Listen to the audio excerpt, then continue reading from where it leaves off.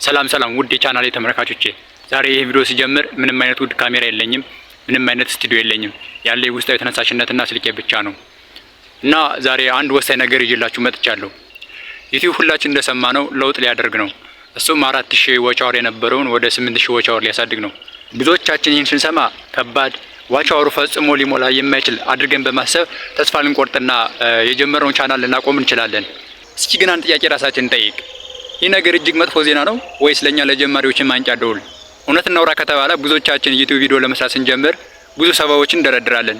ለምሳሌ ካሜራ የለኝም፣ በቂ ገንዘብ የለኝም፣ ውድ ስቱዲዮ የለኝም እያለን ብዙ አመታቶችን አሳልፈናል። አሁን ደግሞ ዩቲዩብ የ8000 ዋች አወር ህግ ሲያወጣ እኔ እኮ ልጀምር ነበር ግን አሁን እጅግ በጣም ከበደ እያለን ሰበብ ለመደርደር ምክንያት ይሆናል። ግን ዩቲዩብ ልትጀምሩ ያሰባችሁ ሁሉ እውነታው ይህ አይደለም። ዩቲዩብ ይህን ህግ ያወጣው ለትጉዎችና ለጠንካሮች እንጂ ለሰነፎች አይደለም። አሁን በእርግጠኝነት የምነግራችሁ በቁርጠኝነት መስራት ይጠይቃል።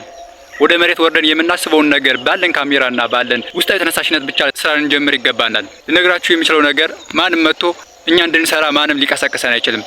ራሳችን በራሳችን ካልተነሳን በስተቀር እንዲሁ ተኝተን በሰበብና ሰዎችን በመደርደር እንዲሁም በየጊዜው በሚደረጉ ለውጦች ተጽዕኖ ውስጥ በመውደቅ ሳንጀምርና አላማችን ያሰብነውና የውስጣዊ አላማችን ከግብ ሳናደርስ እንቀራለን። እኛ በቁርጠኝነት ካልተነሳን ማንም መጥቶ ህይወታችን ሊቀይርልን አይችልም። ታዲያ 8000 ዋች አወር ከመምጣቱ በፊት ባሉ 6 ወራት ወይም 5 ወራት ውስጥ ባለው 4000 ዋች አወር እንዴት ልንጠቀምበት እንችላለን? አንደኛውና ትልቁ ነገር አሁን መጀመር ነው። ባለችን ስልክ ባለችን ውስጣዊ ተነሳሽነት አሁን መጀመር አለብን። በቃ አሁን መንቃት። የመጨረሻው የማንቂያ ደወል ተደውሎልናል። አሁን በሰማነው ነገር ሰበብ ባለማድረግ ቶሎ ልነሳና ስራ ልንጀምር ይገባል ብዬ አስባለሁ። ስለዚህ አሁን እኔ እንደሚመስለኝ ጊዜ ማባከን ትክክል አይመስለኝም።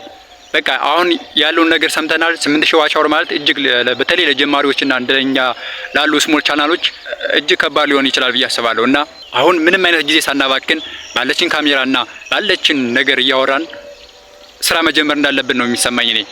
እርግጥ ዩቲዩብ 4000 ዋች አወር ሆነ 8000 ዋች አወር ለትጉዎችና ለጠንካሮች ለሁሉም ይሆናል። በ4000 ዋች አወርም ቢሆንም እኮ ካልሰራንና ያለን ነገር ካልተጠቀምን 5 አመት 10 አመት ሊፈጅብን ይችላል።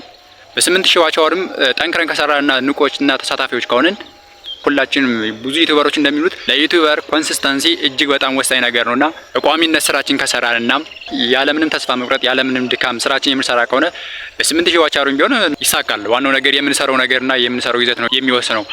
የዛሬ ቪዲዮአችን ይህን ይመስል ነበር። በቀጣይ በሌላ ቪዲዮ እስከምንገናኝ ድረስ ደህና ሁኑ። እናመሰግናለን። ቻው